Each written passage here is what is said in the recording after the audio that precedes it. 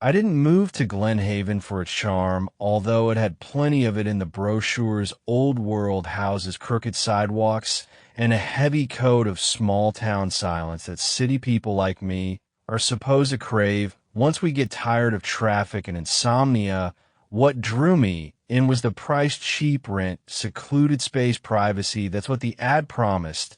And I was desperate enough to believe it without asking too many questions. The house was tucked behind a row of sugar maples, worn but solid with weathered clapboard siding and a wraparound porch that creaked like it hadn't borne weight in decades. It was a three-bedroom, too big for one person, but I wasn't planning on entertaining guests, not after everything I left behind the house. Maybe 50 yards through a patch of browning grass and dying shrubs was a small playground. I didn't know about it until I pulled into the driveway with a U-Haul. It had one of those old metal slides that blistered you in summer, a jumble gym with peeling paint, and two lonely swings that dangled like dead things from frayed chains. That playground became the first thing I hated about the house, not because it was ugly or old or out of place, but because it was never, ever quiet. That first night I sat on the back porch after unloading boxes, drinking a warm beer and breathing in the silence. It was cool for early September, and the sky was clean, the kind of navy blue that makes stars punch through. Was almost relaxed. Then I heard the sound, children laughing, not close, not loud, but unmistakable laughter, the soft patter of feet, a voice shouting something unintelligible. I stood up and walked to the edge of the yard, my eyes adjusted slowly. To the moonlight, the swing chains were still. The slide gleamed empty. Nothing, no one. I waited another minute. The laughter stopped. The air seemed heavier, like someone was holding a breath they didn't want to release. I told myself it was echo from a neighboring yard. Trick of acoustics small towns did that. I figured sounds carried. The next morning, I walked back to the playground to get a better look. There was something off about the whole thing. The mulch underfoot was dry and scattered like it hadn't been maintained in years. The slide had a rusted scar down one side.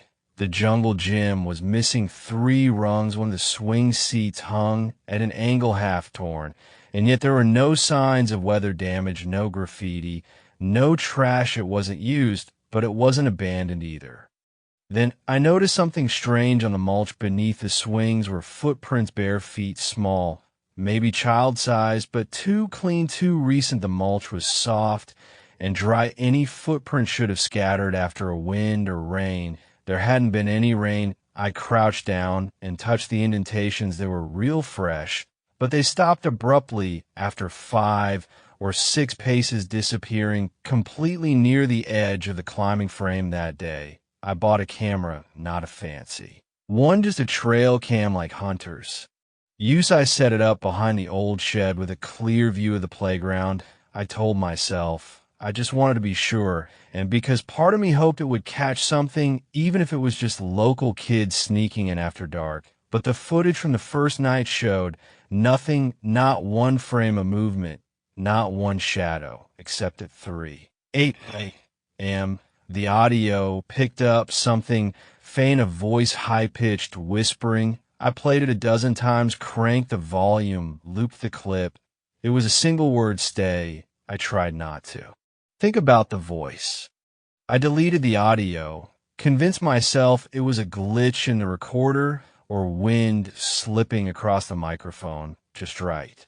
But I didn't stop checking the camera every morning. It became a ritual. Wake up, coffee, review the night footage. I never caught anything visible. No kids, no animals, no movement at all. But the audio, God, the audio. Every few nights, something would whisper. Never loud, never clear, just fragments. Stay. Come play. Underneath. Sometimes it sounded like multiple voices overlapping, whispering out of sync, like they were underwater and just below the surface. One morning I swore I heard my name.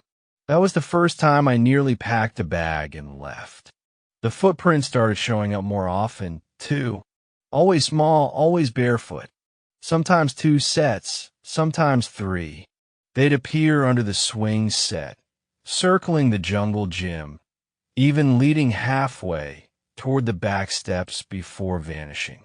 No one in the neighborhood said anything. I asked an old woman who walked past with a dog one morning if she knew anything about kids sneaking into yards. She looked at me for a long time, her eyes squinting like she was trying to read something behind me. Then she said, plainly, no one lets their kids near that lot. Not since before you moved in. I should have pushed for more, but I didn't. I didn't want to hear what came next. A week later, I woke up to find the back door wide open. It wasn't just unlocked. It was swung fully open like someone had walked right in. Nothing was missing. Nothing was moved. Not until I checked the kitchen. On the table were small handprints, dozens of them, dusted into the thin layer of flour I'd spilled days before and never cleaned up.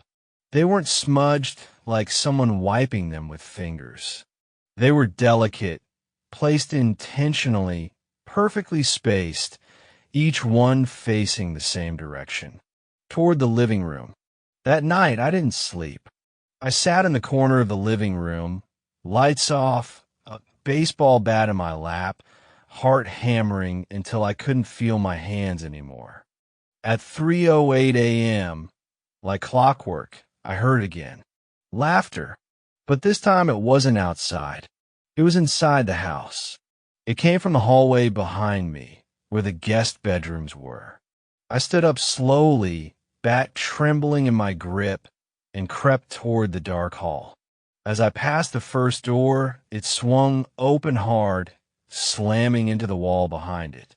No wind, no windows open, just darkness and the echo of giggling receding down the corridor. I didn't find anyone. I searched the entire house 3 times. But when I returned to the living room, something new waited for me on the coffee table.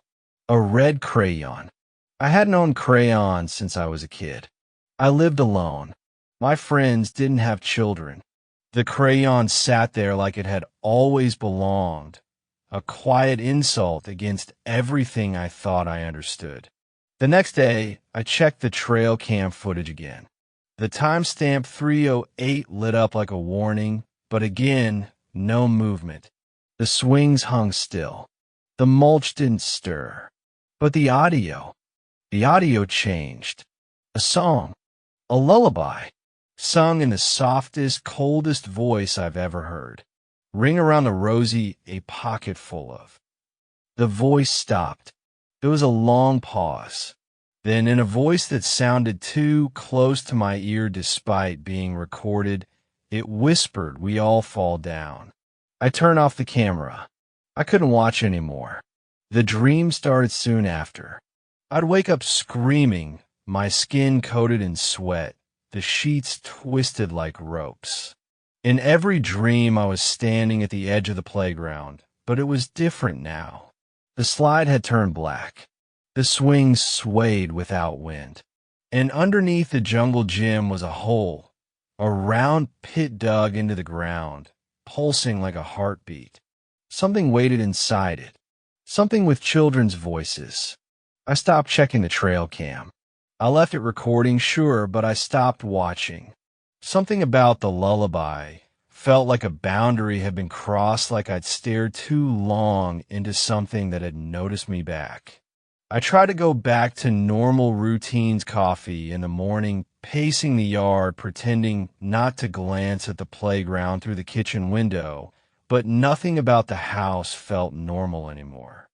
My reflection in the mirror always looked slightly off, like it blinked a half second too late or stood a little too still.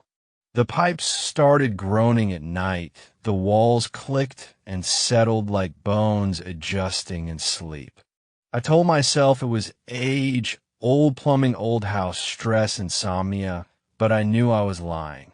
3 nights later, I woke up to the sound of someone breathing. It wasn't mine, and it wasn't coming from beside me. It was right above me, slow and wet like a congested inhale, dragging through lungs filled with something thicker than air. I didn't move at first, afraid to even open my eyes, but the breathing didn't stop. It got closer, heavier, until I could feel a faint pressure on my chest, like weightless fingers hovering an inch from skin. When I finally looked up, nothing was there, but the ceiling above my bed was covered in handprints, faint and fogged, like someone had pressed their palms there just before I woke. That same morning, something changed outside. I opened the back door and froze. The swing set was gone. Just gone. The post, the frame, the chains, everything. In its place was a square of untouched mulch, like the swing had never existed at all. The jungle gym still stood, half decayed. The slide leaned like a broken tooth, but the absence of the swing made the entire yard feel wrong, like a tooth pulled from a mouth still smiling. I asked around again, this time more direct. At the local diner, I asked the waitress about the house. She stiffened immediately and didn't meet my eyes. Her voice dropped when she said, "You're in the Holloway place, right, the one with the back lot." I nodded. She bit her lip like she didn't want to say more, than leaned in. "Don't let them in." That's all she said. Then she turned and refused to talk to me again. Let who in? That night, I blocked the back door with furniture and tried to sleep with headphones in, but the power went out just after midnight. Not a storm, no wind, no sound, just sudden and complete darkness. My phone still worked, so I turned on the flashlight and tried not to panic. Then came a sound. It wasn't laughter this time. It was scratching. Long, slow, deliberate scratching from the far side of the living room, like nails against the inside of the wall. I held my breath and listened. Scratch. Pause. Scratch. It moved downward toward the floor, then across toward the baseboard. Then silence. I waited, and then came the whisper. "Let us out." I didn't respond. I couldn't. My throat locked up, my heart pounding so loud I thought it might drown the voice out completely. I backed into the hallway and turned toward the stairs, thinking I'd go to the attic, maybe check the wiring, blame everything on something normal. Halfway up the stairs, I stepped on something cold. It was a crayon. Blue. Just like the red one from before. It hadn't been there a minute earlier. I picked it up and turned it over in my hand. There was a word scratched into the paper wrapping, so faint I almost missed it. Dig. The next morning, I went back out to the yard. The swing set was still gone. The jungle gym now had a child's drawing on its side, done in bright crayon, colors, a figure standing in front of a house, arms outstretched with a crooked smile and black circles for eyes. Below it, in smeared red, was a line of stick figures all lying down in a row. I didn't know what made me do it. Maybe the dream from the night before, where I stood in front of the playground again, hearing that voice whisper, "Dig, dig, dig," until it sounded like it came from inside my skull. Or maybe I was just breaking down. I brought a shovel out to the yard and started where the swing set had been. The mulch was shallow. A few inches down, the soil turned dark, almost oily, and after about a foot, I hit something hard. It was wood, old, dry, rotted, splintering. I cleared more and uncovered what looked like the top of a box. A crate, maybe. I hesitated before pulling it open, and then I wished I hadn't. Inside were toys, dozens of them, dolls, broken and dirt-covered plastic trucks, missing wheels, a jack-in-the-box twisted shut with red stains on its crank. And beneath them, bones. Small. Too small.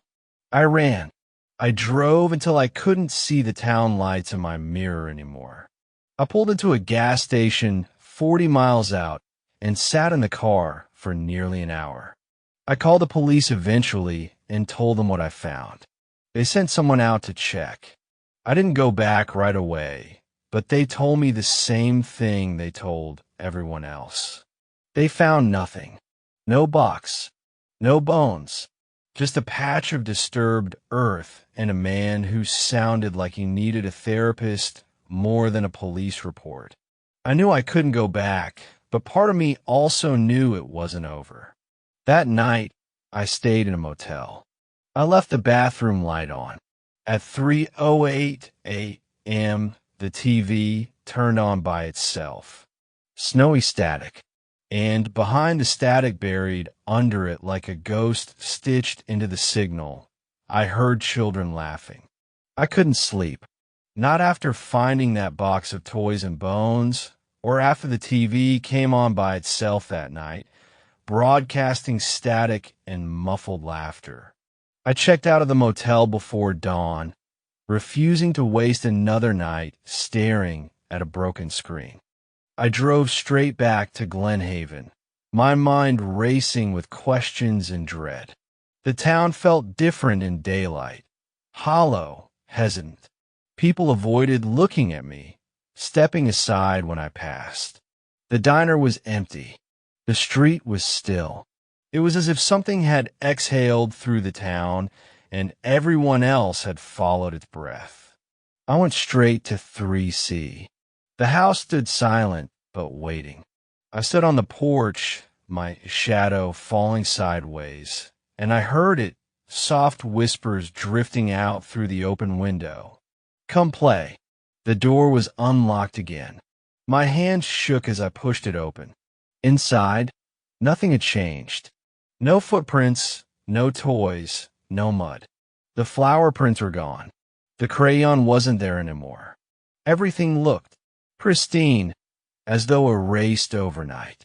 I stepped into the living room where the TV had turned itself on. I peered at the blank screen. I reached out to touch it, and the static leapt right at me, filling the screen again. I recoiled, stumbling back, my heart pounding. I made my way to the back door. It opened easily. The yard felt cold, even in midday sun. The playground looked untouched, the mulch evenly spread, the jungle gym standing mute, the slide warming in the sun, but no swings. I knelt on the ground where I had dug. There was a shallow depression, wide as a grave, but only loose leaves and dry dirt remained. The earth was empty, clean, no sign of a box, no toys, no bones. My stomach clenched. I staggered back to the house and locked the door behind me. Voices echoed in the floorboards, tiny, high-pitched, wavering on the edge of hearing. I pressed my ear to the wood. They were whispering again. Names. Laughter. Soft sobs. Tommy, come back. Sally, don't leave us. By evening, I'd recruited Jess again. I told her half the story over the phone, enough that she understood this was real, that it wasn't just stress or breakdown. She drove down without argument, eyes red from worry. I showed her the empty dig site, the clean yard. She didn't say anything. She just pressed my arm. We went inside, and I took her to the living room and pointed at the TV. It does this, I said, voice shaking. Every night at 3:08 it comes on. She held my hand, and we waited. We sat in the dark kitchen, flashlight between us. Minutes passed. I stared at the living room door, trying not to flinch when I thought I heard footsteps. At exactly 3:08, we heard the rustle of static. A low hum. Then the TV flickered in the other room. I bolted out, just close behind, and the static blanketed the screen as though welcoming us in. A single word appeared in the snowy lines, slow and deliberate. Play, then the static chunked to black. No laughter, no voices, just emptiness. Segment 2, we spent the next day digging in the public records again. I wanted names, stories, any clue that might explain this cursed playground and house. We found some old maps that showed something interesting. The playground wasn't always a playground. It was once a graveyard, an unmarked one, closed in the early 20th century. The bodies were relocated, at least that's what the town elders say, but the record stopped then. No dates, no names, no final resting place. Something in Jess's eyes shifted when I showed her the map. Fear, understanding. Everything's built on something, she said softly. But no one writes down where children were lost. That night we planned our approach. We taped the living room, the kitchen, and the backyard with motion-activated cameras. We set up audio recorders on every floor. We blocked every possible window and door that night, no matter how silly it felt. And we sat together in 3C with lights off and laptops open, waiting. I had lunch earlier in the day, tuna sandwich, because I knew I'd be up all night. At 3 a.m., I felt my heart hammering. My elbow brushed Jess's and I flinched. At 3:08, the power flickered. Each lamp blinked. The living room lamp died. The screen in front of me went blank, monitor, sound recorder, camera feed, all black. Then it clicked back on with static buzzing across every screen. On one feed, I glimpsed a kid's silhouette on a swing, rocking back and forth. The others just showed blur, movement, nothing with shape. The audio line jumped, laughter a chorus so loud my head hurt. And then stop. A single voice, slow. Come play my breath caught. Jess shook her arm. I think it's in the house with us now, she whispered. We shut everything down and screamed for each other's names in the dark. I fumbled for a switch, didn't find one fast enough. The lights flickered and one stayed on, illuminating the fireplace and a thin line of dust swirling above it. We didn't stay to see what happened. We left. Segment 3, we checked into a Bambi across town.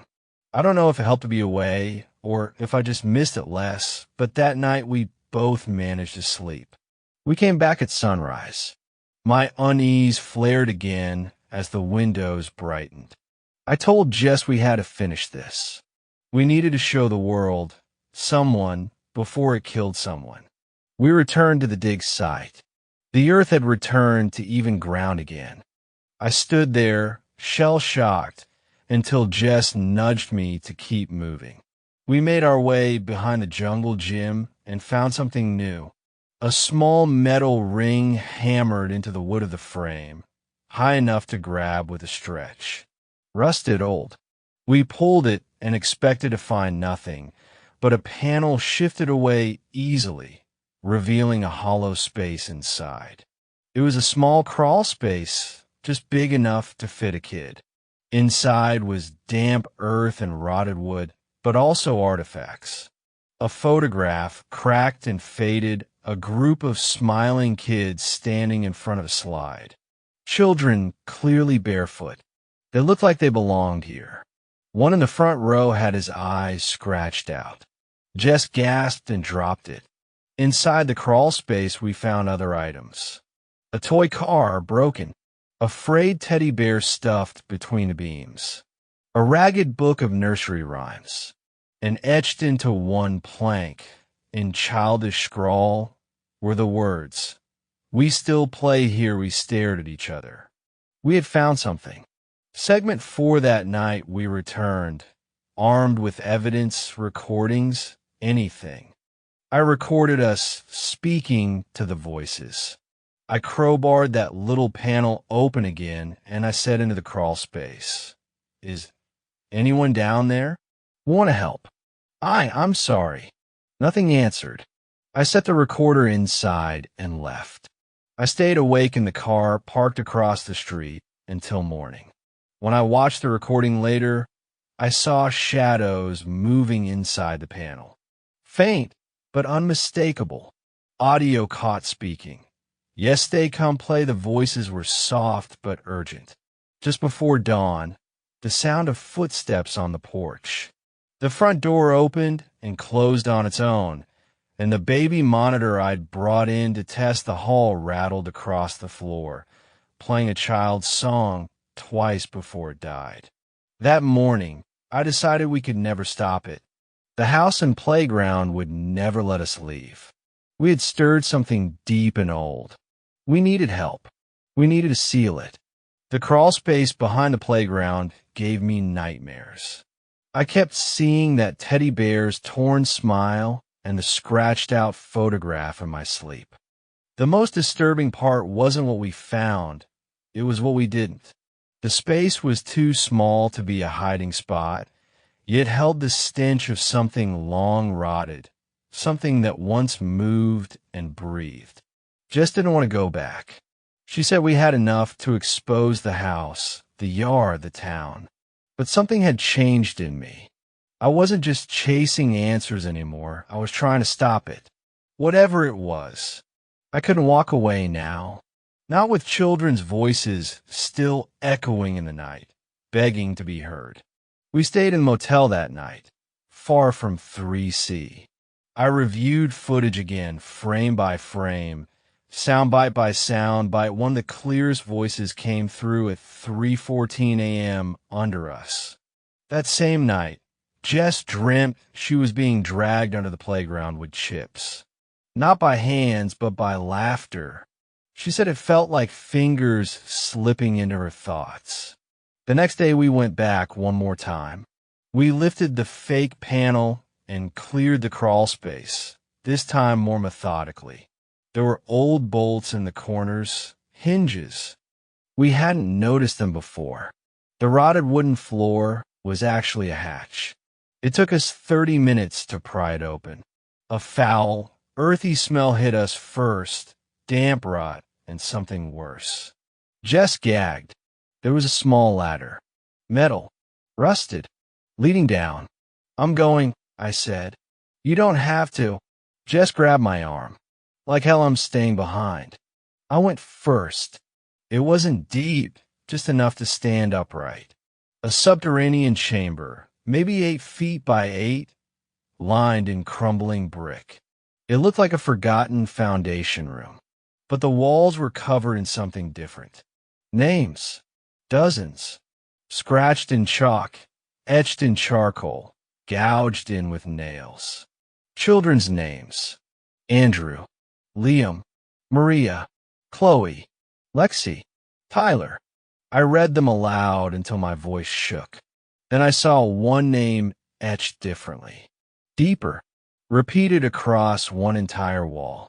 Written in faint, blood-colored pigment, smeared by tiny fingers. Oliver.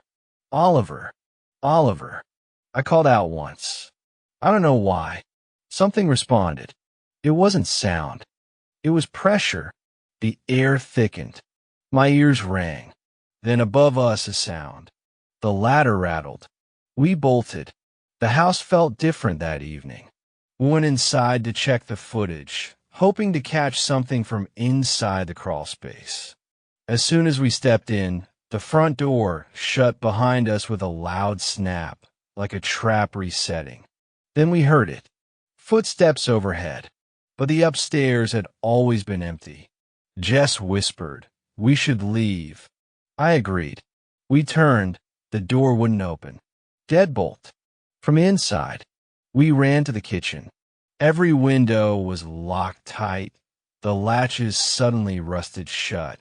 My hands trembled as I grabbed a knife from the counter, not for defense, but because I felt something else coming.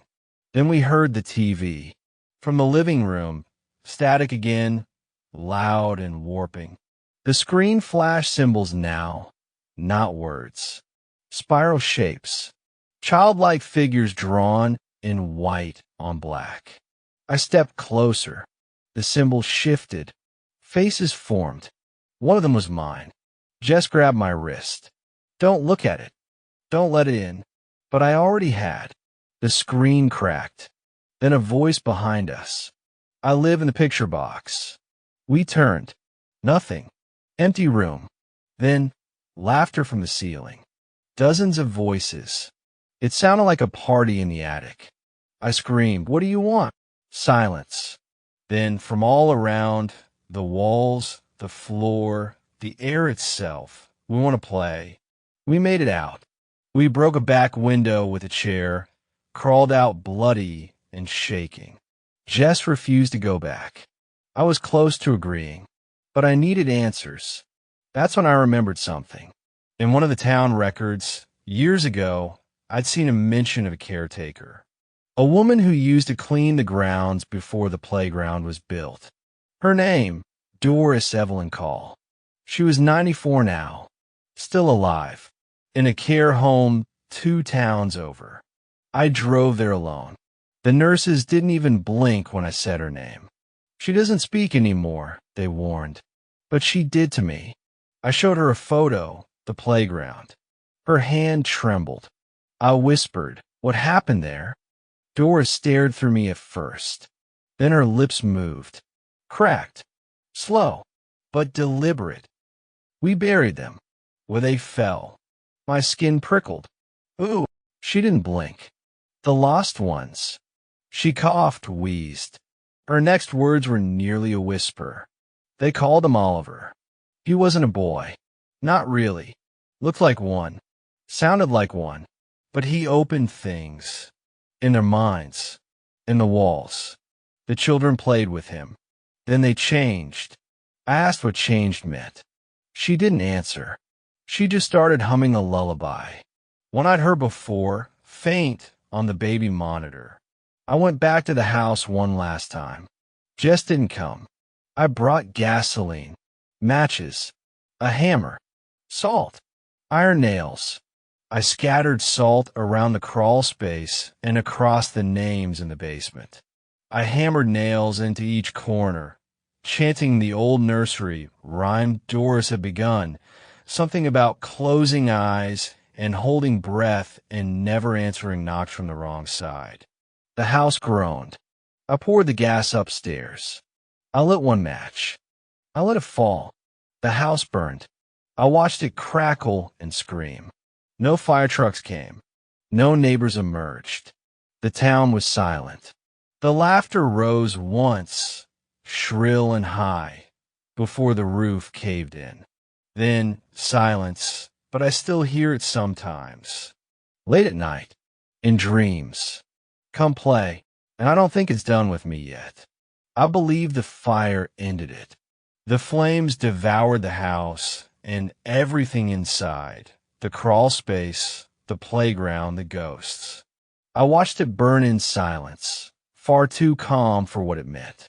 I even expected closure, but the laughter didn't stop. The night after the fire, I stayed at a friend's house. Around 3 a.m., I woke to children's voices outside. Soft singing, coming from beyond the walls, even though there was nothing left on that lot but ashes and charred beams. I laid still, heart pounding, as a lullaby drifted through the darkness. The last line caught on the wind, "We never go down." The words didn't land, they floated. I thought if I ignored it, it would fade. I was wrong. 4 nights afterward, every system I had went offline. My phone lost power at 3:08 every night. My car radio tuned itself to static. My home lights blinked in arrangement like Morse, spelling out play. My dreams were a loop, me walking among charred remains, hearing laughter in every echo, the playground shape rising above the ruins like a mirage. I couldn't eat. I didn't sleep. Every breath I took felt borrowed. I knew the children's voices hadn't burned. They'd been released. They were inside me. I started drinking again. Hard. Desperate. Every night at 3 a.m., I would stagger outside into quiet darkness, searching for anything, footsteps, laughter, movement. Once I thought I saw a silhouette of a child sliding across the neighbor's wall in grainy street lamp shadow. I ran toward it. A solitary swing appeared and stopped dead still. I reached for it, and the chains burnt my hand. I stumbled back and passed out. I woke in the morning at a different place, on the edge of town, beneath an old church. The grass there whispered of memory. I had scratches on my arms, tallied with names. Oliver, Leah, Marcus, several I didn't recognize. Panic flooded me. I ran home and locked every door. I set up shredding cameras and lights linked to my phone, hoping to catch one flicker of movement in my own walls. And I did. At 3:07 a.m. sharp, all cameras activated. Static crawled across screen feeds. The air in the room froze. I heard behind me a soft giggle. I spun. The hallway was full of fog. Tiny footprints led down into the basement, through the new floor, despite the fire damage. Each print glowed faintly. I followed them, barefoot, heart pounding so hard I could feel in my throat. At the basement door, I stopped. The fog pooled at the bottom, breathing heavy in and out. My phone died. The air filled with giggles that layered into whispers. Join us. Stay with us. We're never down. I fell to my knees, sobbing. I didn't dare move. Then I heard the scratching again. Fingernails on wood. They came from behind the walls. Inside the floor. From the burnt crawl space that should have been collapsed and gone. A voice from the fog cut the laughter. You promised. I couldn't breathe. The echo of a swing clicking began. Higher and higher. Closer and closer. And then, nothing. Silence so thick I could taste it. I crawled back up. I left the door ajar. I never slept below ground again. I left town again, this time with no plan but escape. I don't know how many nights I've spent in motels. How many times I've woken to giggling. How many times I've found footprints on the floor of my room. I started tracing them, mapping names I don't know in the silver dust. I found myself talking back. Please let me go. The children respond by breathing on my neck. I realize the voices aren't just ghosts. They're tapestries. I'm woven into their fabric. There was one truth I saw through my panic. They want company, and when you answer, you never leave. So I wrote a note, a confession of what I did, of what I found, of what happened in that crawl space beneath the playground. I signed it with every damaged name I'd collected. Then I slipped it beneath the destroyed crossbeam at the burn site. Open air again, scattered with ash and memory. I thought that would help. It didn't. On the last night, I was back in the ruin lot. I swear to God. I burned that note in the embers of what remained. I screamed into the wind. I leave. I leave. The fire died again. Cold embers now left untouched by flame. Quiet fell. I thought, maybe it was over. 3 weeks later, I moved into a new apartment far away. No woods, no playground, just concrete and traffic and the hum of city light. It's 3 in the morning, and I feel the house breathing around me. I woke to writing on the inside of my closet door, soft, barely visible. In childlike scrawl, we still play here. I heard the wind again. I heard the distant click of swing chains. And behind me, I feel warm breath. They're here. They're not tied to a place. They're tied to the promise. And when you stay, you never go down.